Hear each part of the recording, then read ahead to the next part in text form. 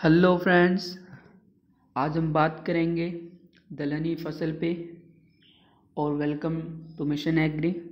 Okay, इसमें आपको बिहार के सारे एग्रीकल्चर एग्ज़ाम्स के वीडियोस रहेंगे और बिहार 11th-12th के लिए 11th एंड 12th के लिए खास करके 100% NCERT कवर होगा। ओके, और फुल सिलेबस कवर होगा। तो चलिए, पिछले वीडियो में हमने बात कर रखा था मक्का के बारे में और आज हम बात करेंगे दलहनी फसल। ओके, दलहनी फसल दाल वाली फसल को कहते हैं। ये फर्स्ट वीडियो में जो मैंने बात कर रखा था इस पे, जो कि फर्स्ट चैप्टर था। अगर आपने फर्स्ट चैप्टर नहीं देखा है तो प्लेलिस्ट में जाके ज़रूर देखें। तो चलिए स्टार्ट करते हैं दलहनी फसल। ओके, तो हम बात करेंगे दलहनी फसल पे। देखिए, भारत में जो है खान पान के लिए जो दाल जो है प्रमुख स्थान रखता है। ठीक, कहीं पे भी अगर आपको कुछ आप इनवाइट किया कोई गई तो वहाँ पे जो है अगर आप शाकाहारी है तो दाल तो भाई मस्ट है। ओके, दाल मस्ट है।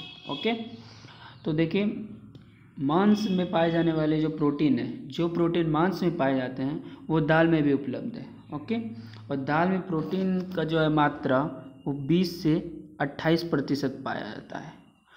इसलिए जो है शाकाहारी के लिए प्रोटीन और ऊर्जा का ये अच्छा स्रोत है। ओके, इसलिए शाकाहारी के लिए जो है ये प्रोटीन और ऊर्जा के लिए बहुत ही अच्छा स्रोत होने जा रहा है। और इसके अतिरिक्त जो है 100 ग्राम दाल में 60% कार्बोहाइड्रेट, और 100 ग्राम अगर आप दाल लेते हैं तो उसमें 60% आपको कार्बोहाइड्रेट दिखने को मिलता है।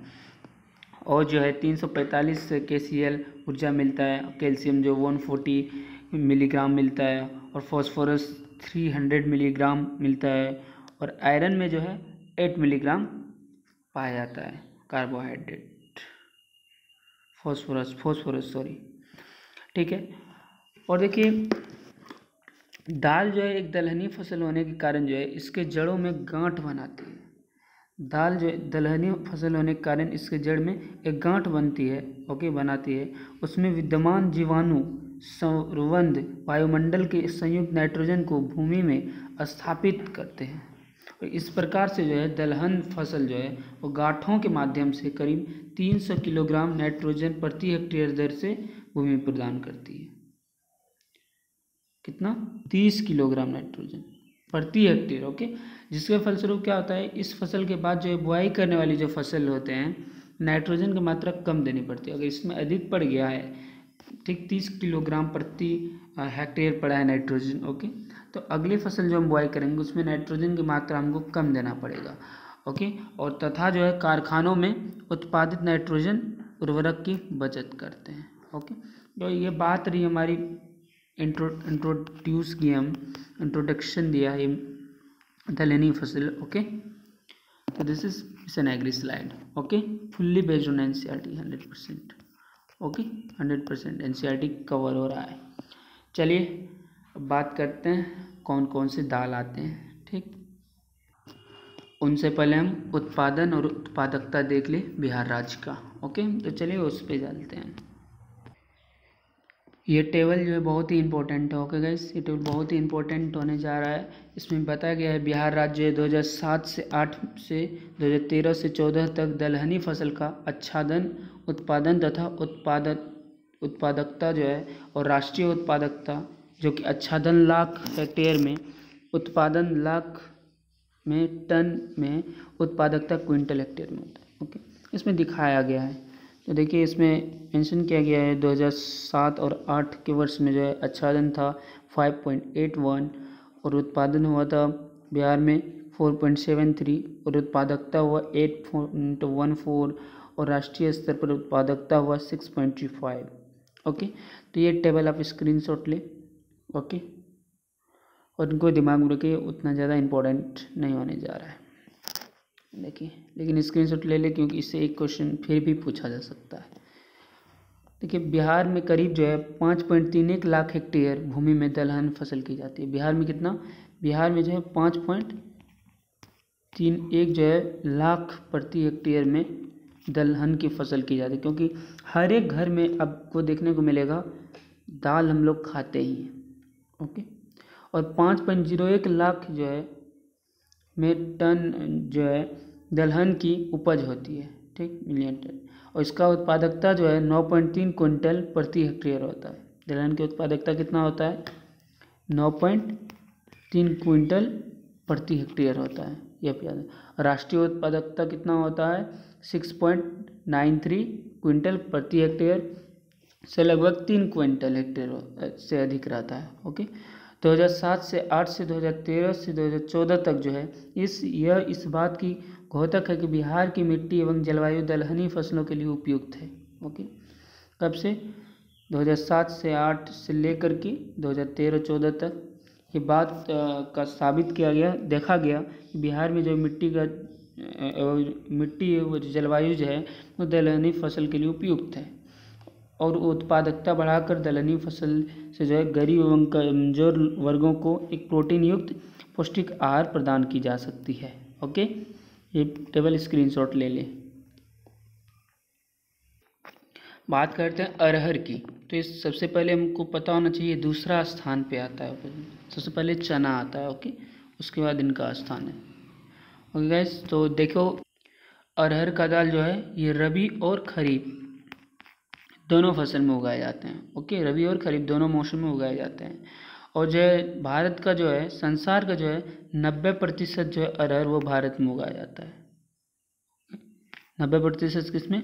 भारत में उगाया जाता है। संसार का जो है 90%, संसार का जो 90% जो है, सॉरी 90% जो है 90% अरहर जो है वो इंडिया में उगाया जाता है। और अरहर की दाल की खेती के स्थान जो है वो चना के बाद आता है, ये हम बता चुके हैं। और जो है पूरे दलहनी फसल का जो है 20% जो है 20% वो अरहर का दाल उगाया जाता है, ठीक। तो ये बहुत इंपॉर्टेंट है कि अरहर की दाल जो है खरीफ और रबी दोनों मौसम में की जाती है। 90% भारत में पैदा होती है और अरहर दाल की खेती का स्थान चना के बाद होता है। ओके, और ये जो है पूरे दलहनी फसल का 20% दाल अरहर को किया जाता है। ओके, तो चलिए आगे बढ़ते हैं। देखिए अरहर में जो है 22.3% जो है वो प्रोटीन पाया जाता है। ओके, और 1.60% जो है 1.7% जो है वो वसा पाया जाता है और 73 मिलीग्राम जो है कैल्शियम पाया जाता है और आपको 304 मिलीग्राम जो है 304 मिलीग्राम जो है वो फॉस्फोरस पाया जाता है और 5 से 8 मिलीग्राम लोहा, ये प्रति जो है 100 ग्राम में पाया जाता है। 100 ग्राम प्रति 100 ग्राम अरहर में पाया जाता है। ओके, बहुत ही इंपॉर्टेंट है। चलिए फसल जो है अरहर दाल में 22.3 और 1.7% वसा में, 73 मिलीग्राम कैल्शियम में, 304 मिलीग्राम फॉस्फोरस में और 5 से 8 मिलीग्राम लोहा में प्रति 100 ग्राम में पाई जाती है। ओके, उनका उत्पत्ति देखेंगे। देखिए अरहर जो है मूल रूप से भारत में पाया जाता है और यही में अफ्रीका में प्रवेश किया तथा संसार के अन्य देशों में भी इनकी खेती की। ये जो है अरहर जो है मतलब भारत में पाया जाता है और यहीं से अफ्रीका में भी गया अरहर का दाल और वहाँ से जो है पूरे संसार में इनका खेती प्रारंभ किया गया। और खासकर जो है उष्णकटिबंधीय तथा उपोष्ण कटिबंध जो है उपोष्ण कटिबंध तथा शीतोष्ण कटिबंध क्षेत्रों जहाँ गर्मी पड़ती है यहाँ वो अधिक की जाती है, यहाँ वो अधिक की जाती है। ओके, तो इसका उत्पत्ति स्थल कहाँ है? तो ये भारत से आया।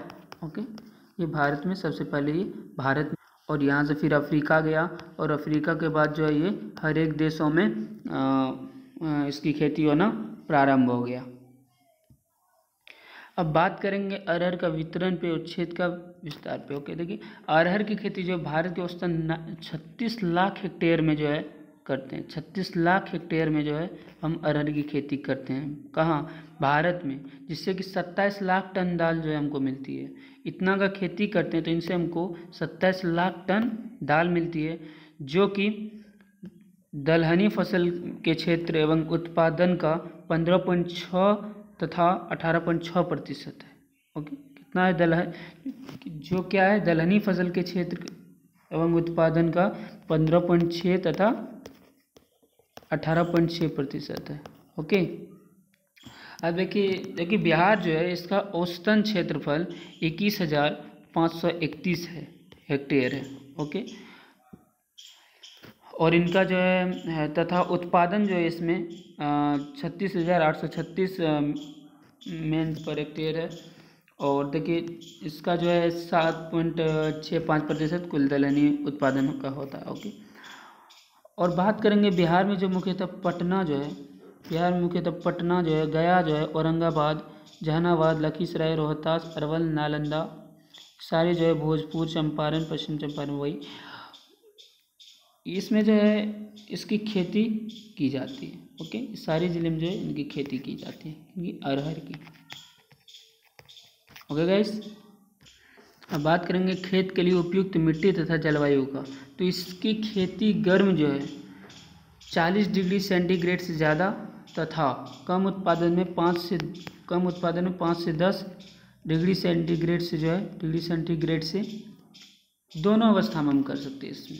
ओके, देखिए इसे लंबे अंतर वाले मौसम में की जा सकती है। इसे जो लंबे अंतर वाले मौसम में की जा सकती है, इसे उष्णकटिबंधीय तथा उपोष्णकटिबंध क्षेत्रों तथा शीतोष्ण जहाँ गर्मी कम पड़ती है इसकी खेती सफलतापूर्वक की जा सकती है। कहाँ? उष्णकटिबंधीय, उपोष्णकटिबंधीय और शीतोष्ण जहाँ गर्मी कम पड़ती है वहीं आसानी से की जा सकती है।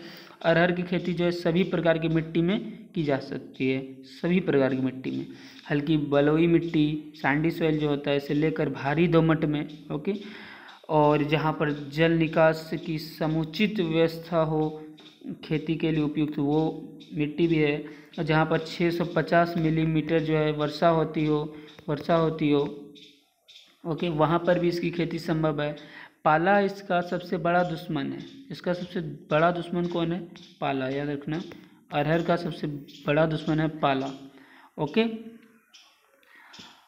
इससे जो है इसको बचा के रखना चाहिए। पाला पड़ने वाले क्षेत्रों में इसकी खेती संभव नहीं है। जहाँ पे पाला पड़ते हैं वहाँ पे जो है इसकी खेती संभव नहीं देखने को जा रहा है। ओके, अब बात करते हैं भूमि की तैयारी पे। बात आती है शस्य क्रिया भूमि की तैयारी पे।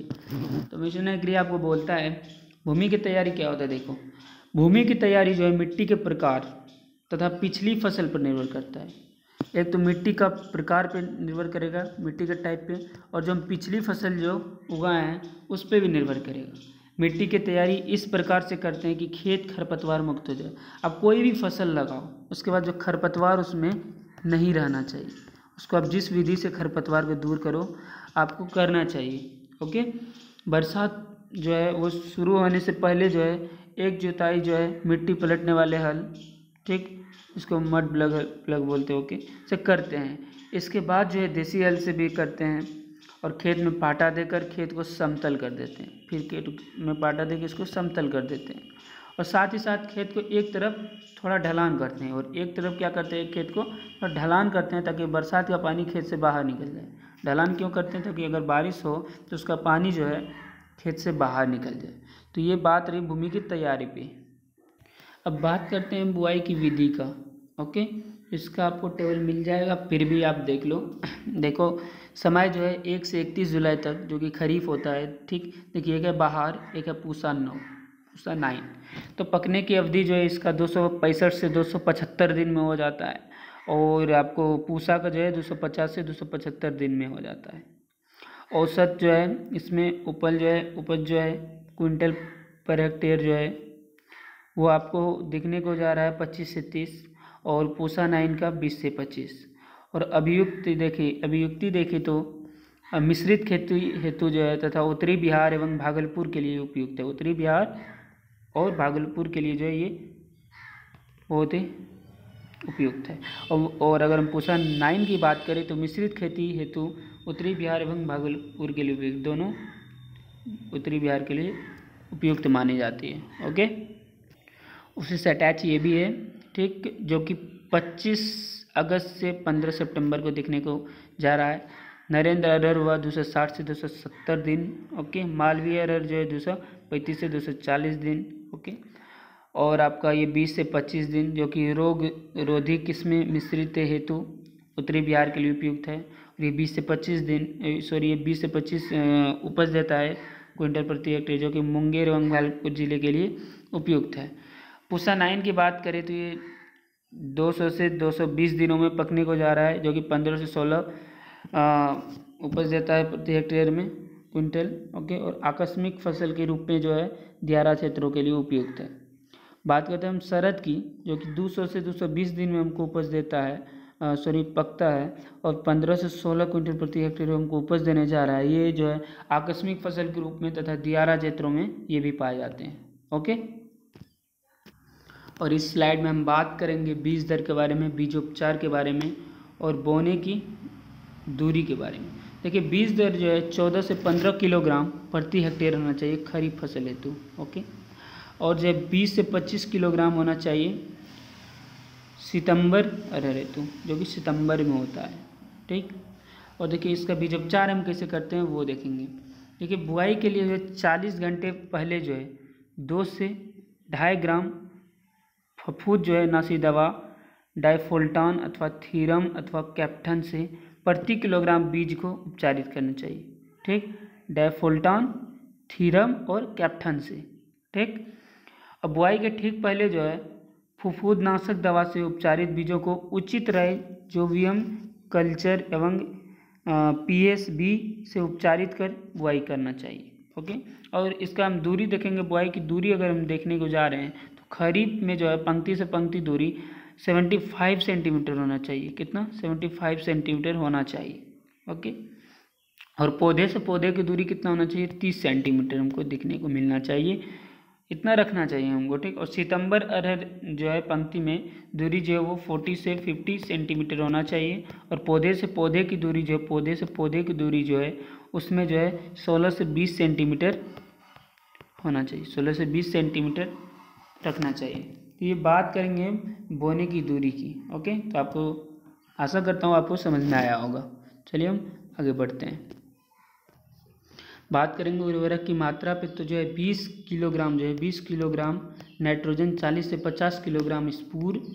ठीक, 40 से 50 किलोग्राम स्पूर जो है 10 किलोग्राम जिसमें DAP को देखने को मिलेगा प्रति हेक्टेयर जो है देना चाहिए। और सितंबर अरहर हेतु जो है उपयुक्त उर्वरक के अतिरिक्त बुआई के जो है 25 से 30 दिन बाद जो है 10 किलोग्राम हम नाइट्रोजन देंगे। ठीक, जिसमें कि 22 किलोग्राम यूरिया रहेगा प्रति हेक्टेयर। और ऑपरेशन और जो है उपरिवेशन जो है टॉप ड्रेसिंग जो है कर देंगे, निकाई गुड़ाई करेंगे। और भूमि में अगर जिंक और सल्फर की कमी हो तो बुआई के समय 25 किलोग्राम हम प्रति हेक्टेयर सल्फेट का प्रयोग करेंगे। ठीक, अगर कमी हो तो, वरना हम नहीं करेंगे। ओके, बात करेंगे मगर निकाय गुड़ाई और खरपतवार प्रबंधन का, तो हम पहले बता चुके थे खरपतवार जो है ये कोई भी फसल में नहीं होना चाहिए, ये बहुत ही नुकसान देने को जा रहा है। ठीक, देखिए अरहर में जो है 2 बार निकाई गुड़ाई की आवश्यकता होती है। अरहर में 2 बार निकाई गुड़ाई की आवश्यकता होती है। पहली निकाई गुड़ाई जो है 20 से 25 दिन बाद एवं दूसरी जो है 40 से 45 दिन बाद हम लोग को करना चाहिए। और रासायनिक विधि से खरपतवार नियंत्रण हेतु जो है दवाई यहाँ दिया हुआ है पेंडिमिथालिन, जो कि 30 EC ओके कि 3 लीटर मात्रा प्रति हेक्टेयर की दर से बुआई के उपरांत छिड़काव कर देना चाहिए। ओके, आता ही समझ में।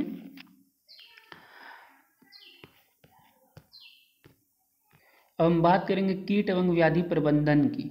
ओके, देखिए ये आपको देखने को मिल रहा है अरहर। ओके, अरहर, तो देखिए इसके रोग के नाम है पिच्छकी शलभ, प्ल्यूमोथ। ओके, पिच्छकी शलभ, और इसका जो है रोग का नाम है एक्सिलाटिस एक्सिलेस्टिस।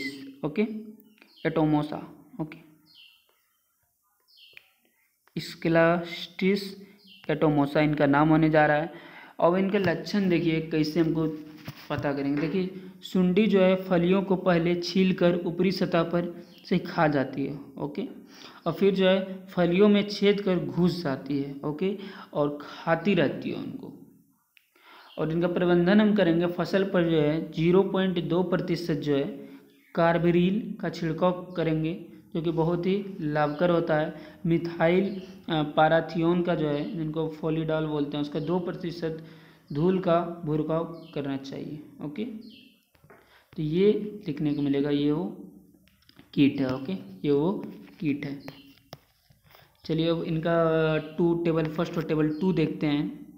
लेकिन इसमें बात होता है बांझ छितेरी रोग का। ओके, देखिए बांझ छितेरी जो है विषाणु संचरण इरिफोडियम माइट कीट द्वारा होता है। देखिए इसका जो है लक्षण देखने को मिलेगा कि संक्रमित पौधे की पत्तियों छोटी पतली तथा उन पर जो अनियमित आकार के हल्के गहरे धब्बे या चित्तियाँ पड़ जाती है और रोगी जो है पौधे छोटे रह जाते हैं, वो बढ़ते नहीं, वो ग्रोथ नहीं करते हैं। ओके, वो छोटे रह जाते हैं और शाखाओं की संख्या जो है स्वस्थ पौधे की तुलना में अधिक हो जाती है और रोगी पौधे जो है वो फूल व फलियां नहीं बनाने के कारण इसे बांझ रोग कहा जाता है।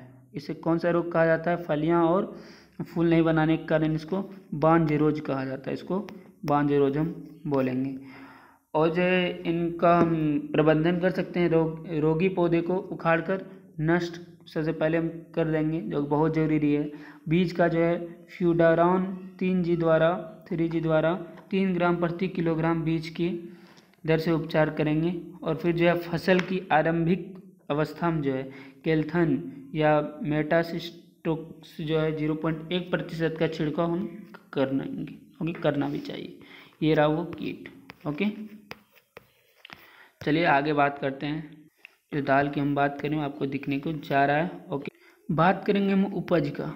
ओके, तो देखिए इसमें जो है उचित प्रबंधन में जो खरीफ अरहर फसल में 20 से 25 क्विंटल दाल जो है और रबी फसल में 15 से 16 क्विंटल दाल प्रति हेक्टेयर प्राप्त हमको होता है। ओके, रबी में कितना? खरीफ में जो है खरीफ में 20 से 25 क्विंटल और रबी में 15 से 16 क्विंटल। कटाई, धोनी और भंडारण की बात करें तो जब 80% छीमी पक जाए तो फसल काट ले और 1 सप्ताह सूखने के बाद डंडे से जो है इनको झाड़ देना चाहिए। देखिए जब जो है 80% छीमी पक जाए तो फसल हम काट लेंगे और 1 सप्ताह उसको सूखने देंगे। एक सप्ताह उसको सूखने देंगे और जब वो सूख गया तो उसको हम एक डंडे से जो है उनको झाड़ देंगे। ओके, एक डंडे से उनको झाड़ देंगे और हम दाल को उससे अलग कर लेंगे। और भंडारण के पूर्व जो है बीज को भली भांति सुखा लेंगे, तो उसमें मॉइस्चर नहीं होना चाहिए। ओके, उसको हम कम होना चाहिए, उसको हम भली भांति अच्छे से सुखा लेंगे और अच्छी तरह से इस बीजों को ऐसे बर्तनों में रखेंगे जिसमें हवा का प्रवेश नहीं हो सके और इसको ऐसे बर्तन में रखना चाहिए जिसमें जो है एयर का प्रवेश नहीं हो सके। और जब भंडारण के समय प्रति क्विंटल बीज में 1 EDP जो है एम्पल डालकर बीज वाले बर्तन के मुंह को अच्छी तरह बंद कर देना चाहिए। ओके गाइस, ओके, तो उसका मुंह को अच्छी तरह से बंद कर देना चाहिए जिससे कि उसमें हवा प्रवेश नहीं हो। तो आगे हम बात करेंगे हम चना पे। ओके, देखिए ये रहा हमारा चना। ओके, देखिए इनका जो है लैटिन नाम होता है सीसर एरेटिनम। ओके, सीसर एरेटिनम। ओके, ये इनका क्या हुआ? लैटिन नाम हुआ। ठीक, ये आप याद रखना, ये आपको क्वेश्चंस पूछे जाएंगे। ओके, आपको देखने को मिल रहा है ढेर सारा चना। ओके, देख रहे हो आप ढेर सारा चना, इसमें हम आज बात करेंगे। ओके, देखिए चना जो है हमारे भोजन का एक प्रमुख अंग है। ठीक, अरहर के बाद हम चना पे बात कर रहे हैं और हम जो है अपने दैनिक जीवन में जो है चना को विभिन्न रूपों में प्रयोग करते आ रहे हैं, जैसे कि दाल हुए, छोले हुए, बेसन से बने स्वादिष्ट मिठाइयाँ हुई, नमकीन, हरा साग, हरा चना, सत्तू इत्यादि। चने के हरे पत्ते में मैलिक अम्ल, देखिए चने के हरे पत्ते में कौन सा अम्ल पाया जाता है? मैलिक अम्ल पाया जाता है। ठीक, और जो है सिट्रिक अम्ल पाया जाता है। ठीक, जो कि शरीर के रक्त को साफ रखने में बहुत ही महत्वपूर्ण रोल है इनका और पेट जनित बीमारियों में भी लाभकारी है। चना में जो है 18 से 22% प्रोटीन, 18 से 22% जो है वो प्रोटीन पाया जाता है। कार्बोहाइड्रेट जो है वो 61 से 62% देखने को मिलता है। 4.5% वसा भी देखने को मिल जाता है और 28 मिलीग्राम कैल्शियम और 301 मिलीग्राम फॉस्फोरस, 12.3 मिलीग्राम लोहा, ठीक, वो 100 ग्राम में पाया जाता है। ये हमको देखने को मिलता है। देखिए चना का फसल जो है मिट्टी में जो है 41 से 134 किलोग्राम प्रति हेक्टेयर दर से जो है वायुमंडलीय नाइट्रोजन स्थापित करता है, जो कि बाद में बोई जाने वाली फसल के लिए लाभकारी होगा। और चना का जो है भूसी जो है वो पशुओं को हम खिलाने के लिए उपयोग करते हैं, ठीक, पौष्टिक चारा के रूप में।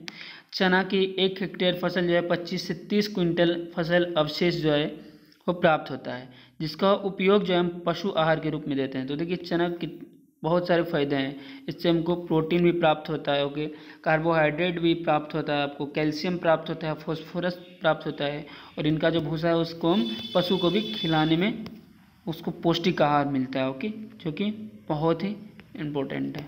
ओके, चलिए आगे बात करते हैं इस पर। इसको उत्पत्ति की बात करेंगे तो इसका जो मूल स्थान वो दक्षिण पश्चिम एशिया है। कहाँ है? दक्षिण पश्चिम एशिया है, जो कि अफगानिस्तान में शायद पड़ता है। कहाँ पड़ता है? अफगानिस्तान में, ठीक। अब देखिए इसका वितरण और क्षेत्र विस्तार की बात हम अगर करेंगे, ओके, तो चना की खेती जो 71 लाख हेक्टेयर भूमि में की जाती है। कितना?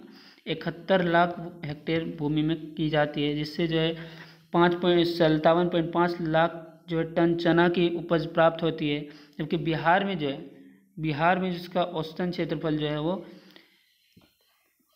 60,613.80 हेक्टेयर जो है देखने को मिलता है, जो कि 12.62% कुल दलहनी फसल का क्षेत्र है। ओके, और उत्पादन की बात करें तो 72,412 जो है वो 15.04% कुल दलहनी फसल का उत्पादन होता है, ठीक। इस फसल की खेती जो है गंगा और जमुना के ऊपरी वासन में करते हैं, उसके जो है ऊपरी बेसिन में करते हैं, ओके, किसके? गंगा और यमुना की। उसका 15.04% कुल दलहनी उत्पादन होता है, ओके, का होता है। देखिए इस फसल की जो खेती गंगा और यमुना के ऊपरी बेसिन जो है में करते हैं, और इसके अलावा जो है इसकी खेती जो है राजस्थान जो है इसकी खेती राजस्थान जो है राजस्थान हो, और जो है आपको मध्य प्रदेश देखने को मिलता है, MP, महाराष्ट्र देखने को मिलता है में करते हैं। और बिहार में जो इसकी खेती, जब बिहार की बात करें तो बिहार में इसकी खेती पटना में होता है, गया में होता है, आपको रोहतास में होता है, आपको औरंगाबाद में होता है, भोजपुर में होता है, ओके, लखीसराय, नालंदा, भागलपुर देखने को मिलता है। और जो है इसका ताल क्षेत्र चना का खेती बहुत ही सर्वोत्तम देखने को चाह रहा है। तो ये क्षेत्र आप ध्यान में रखना चाहिए आपको, आई थिंक। ओके, चलिए आगे बात करते हैं हम। और ध्यान में रखिए कि टेलीग्राम जो है वो मिशन एग्री पे पब्लिक कर दिया गया है, तो आप टेलीग्राम पे सर्च करोगे मिशन एग्री तो आप खुद का लोगो देखेगा अपना, और इस पर आप ज्वाइन कर सकते हो। ओके, देखिए और बात करेंगे मिट्टी और जलवायु की, तो इसकी खेती जो सभी प्रकार की मिट्टी में की जा सकती है, हर एक प्रकार की मिट्टी में, ठीक। लेकिन धनहर जो है क्षेत्रों में भारी मिट्टी वाली भूमि इस फसल के लिए उपयुक्त माना जाता है, ठीक। और ठंडे मौसम जो है जिसमें रबी की फसल होती है उसमें चने की खेती करते हैं, और जो है 15 से 25 डिग्री सेंटीग्रेड का तापमान इसके वानस्पतिक विकास के लिए अच्छा माना जाता है। शस्य क्रियाएँ की बात करें तो खेत की तैयारी आता है, ठीक, क्योंकि आगात खरीफ एवं धान की कटाई के बाद खेत को जल्दी से जल्दी हम तैयारी करते हैं, और पहली जुताई के बाद जो है हम पलटने वाले हल से दूसरी जुताई जो है कल्टीवेटर से करके पाटा देकर खेत को हम समतल कर देना चाहिए। ओके, उन्नत प्रभेद का बात करेंगे तो इसका आप स्क्रीनशॉट ले लें। ओके, इसको बताने में टाइम लगेगा जो कि बहुत ही आसान है। जैसे आपको कैसे पढ़ना है ये देख लो। जैसे देसी चना हुआ GCP 105, तो इसका बुआई समय 1 से 30 नवंबर है। पकने की अवधि इसको 140 से 148 दिन होता है, और औसत उसका उपज जो है इसका प्रति क्विंटल हेक्टेयर 20 से 25 होता है। और इसका अभियुक्ति जो है वो मध्यम दाना उखड़ा जल जो है वो गलन रोग के प्रति सहनशील होता है, ठीक। ऐसे आप ये पढ़ोगे। और एक इनका स्लाइड है वो भी, ये रहा अपना दूसरा PG 186 देखने मिल रहा है, तो ये भी आप खुद से देख लोगे। अब इसका स्क्रीनशॉट ले लो। ओके, पूसा 372 हुआ, काबुली चना हुआ, सुब्रा हुआ, VG 1053 हुआ, HK 94 94 134। ओके, तो अब ये बहुत ही आसान है, अगर नहीं समझ में आए तो आप कमेंट सेक्शन में पूछ लेना, मैं बताऊँगा। ओके, बात करें इनका बीज दर पे, तो देखिए देसी चने के लिए जो है बीज दर 75 से 80 किलोग्राम प्रति हेक्टेयर, कितना देसी के लिए 75 से 80 किलोग्राम जो है प्रति हेक्टेयर होना चाहिए। ओके, और जो है बड़े दानों के जिन काबुली चने हुए इसका बीज दर जो 100 किलोग्राम प्रति हेक्टेयर प्रयोग करना चाहिए। इनका बीजोपचार का बात करें तो पहले आता बुआई के जो है 24 घंटे पहले जो है 2.5 ग्राम फफूंदीनाशी दवा का प्रयोग करेंगे, जैसे कि डाइफोन्टास हुआ और थीरम हुआ, कैप्टन हुआ, जो कि हम अरहर में करते आ रहे हैं करेंगे, वो भी वही दवाई इसमें भी यूज़ हमको करना है। ओके, और देखिए, और दूसरा आता है कजरा पिल्लू से बचाने के लिए जो हमको क्लोरपाइरीफोस जो है 20 जो है, इनका हम कीटनाशक दवा का प्रयोग करेंगे, क्योंकि बुआई से पहले करेंगे। ओके, अनुसंधानित डायजोवियम कल्चर एवं पीसीपी उपचारित कर बुआई करेंगे। और जो है उटका प्रभावित क्षेत्र में जो बीज को ड्राई कोडमा से उपचारित करेंगे। ठीक, अब बात करेंगे बोने की दूरी। इनका बोने की दूरी जो है पंक्ति से पंक्ति और पौधे से पौधे का हम बात करेंगे। देखिए, पंक्ति से पंक्ति जो है 30 सेंटीमीटर, पंक्ति से पंक्ति कितना 30 सेंटीमीटर। ओके, और पौधे से पौधे बीच की दूरी 10 सेंटीमीटर होना चाहिए, रखना ही चाहिए। और देखिए और उर्वरक की बात करें हम 10 सेंटीमीटर 16 नहीं। और उर्वरक के प्रबंधन की बात करें तो 20 किलोग्राम जो है नाइट्रोजन, 40 से 50 किलोग्राम स्फूर, ठीक, जो कि 100 किलोग्राम डीएपी प्रति हेक्टेयर दर से प्रयोग करना चाहिए। उर्वरक की पूरी मात्रा बुआई के पूर्व अंतिम जुताई के जो है समय एक समान रूप में खेत में मिला देना चाहिए। अब हम बात करते हैं निकाई गुड़ाई खरपतवार प्रबंधन का। तो हम बता चुके हैं खरपतवार नहीं होना चाहिए। चना में जो है 2 बार निकाई गुड़ाई की आवश्यकता होती है। कितनी बार? 2 बार निकाई गुड़ाई की आवश्यकता होती है।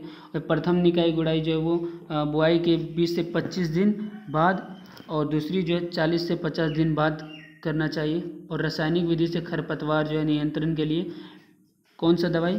पेंडिमिथालिन 30 EC का जो है 3 लीटर मात्रा प्रति हेक्टेयर की दर से बुआई के उपरांत अंकुरण पूर्व छिड़कावा करनी चाहिए। बात करेंगे सिंचाई प्रबंधन का। तो साधारणतया जो है दलहनी फसलों को कम जल की आवश्यकता होती है। किनको? दलहनी फसल, दाल वाली फसल को जो है कम जल की आवश्यकता होती है। नमी की कमी की स्थिति में एक सिंचाई बुआई के जो है 45 से 50 दिन के बाद करना चाहिए। और मिश्रित खेती की बात करें तो धनिया, राई, सरसों, तीसी, गेहूं के साथ मिश्रित खेती की जा सकती है इनका।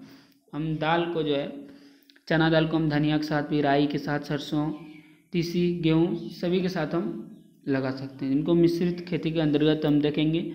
और चने के साथ धनिया का अंतर्वर्ती खेती करने से चने में फल। चलिए आंसर करें, अंतर्वर्ती फसल किसे कहते हैं? ठीक, और दूसरा मिश्रित खेती किसे कहते हैं? कमेंट सेक्शन में आंसर आना चाहिए। चलिए करिए।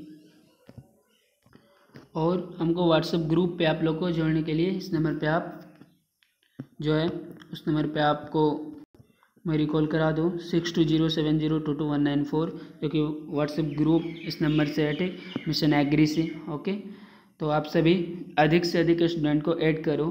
ठीक, ताकि मैं और ज़्यादा वीडियोज़ में ले सकूं। तो इस जन्माष्टमी के कारण मेरा 2 दिन वीडियो नहीं आया था।